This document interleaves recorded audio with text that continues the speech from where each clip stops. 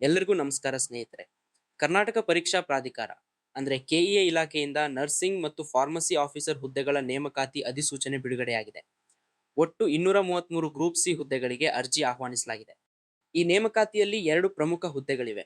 Residual parent cadre ಅಡಿಯಲ್ಲಿ 188 ಹುದ್ದೆಗಳು ಮತ್ತು ಕಲ್ಯಾಣ ಕರ್ನಾಟಕ ಕೇಡರ್ ಅಡಿಯಲ್ಲಿ 45 ಹುದ್ದೆಗಳು ಲಭ್ಯವಿವೆ. ಒಟ್ಟಾಗಿ 233 ಗ್ರೂಪ್ ಸಿ ಹುದ್ದೆಗಳಿಗೆ ಅರ್ಜಿ ಸಲ್ಲಿಸಬಹುದು. ಈ ಹುದ್ದೆಗಳಿಗೆ ಸಂಬಂಧಿಸಿದ ಪ್ರಮುಖ ದಿನಾಂಕಗಳನ್ನು ನೋಡೋದಾದ್ರೆ, ಅಧಿಸೂಚನೆ ಆಗಸ್ಟ್ 6ರಂದು ಪ್ರಕಟಗೊಂಡಿದೆ. ಆನ್ಲೈನ್ ಅರ್ಜಿ ಸಲ್ಲಿಕೆ ಆಗಸ್ಟ್ 7ರಿಂದ ಪ್ರಾರಂಭವಾಗಿದ್ದು, ಅರ್ಜಿಯನ್ನು ಸಲ್ಲಿಸಲು ಆಗಸ್ಟ್ 30ರವರೆಗೂ ಅವಕಾಶವಿದೆ. ಈ ಹುದ್ದೆಗಳಿಗೆ ಅರ್ಜಿ ಸಲ್ಲಿಸಲು ಆಸಕ್ತಿ ಇರುವ ಅಭ್ಯರ್ಥಿಗಳು ಆನ್ಲೈನ್ ಮೂಲಕ ಮಾತ್ರ ಅರ್ಜಿಯನ್ನು ಸಲ್ಲಿಸಬೇಕು.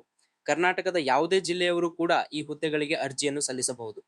ಆ ಲಿಂಕ್ ಅನ್ನ ನಾನು ಡಿಸ್ಕ್ರಿಪ್ಷನ್ ನಲ್ಲಿ ಕೊಟ್ಟಿರ್ತೀನಿ. ವಿಡಿಯೋವನ್ನ ಪೂರ್ತಿಯಾಗಿ ನೋಡಿದ್ದಕ್ಕೆ ಧನ್ಯವಾದಗಳು ಫ್ರೆಂಡ್ಸ್.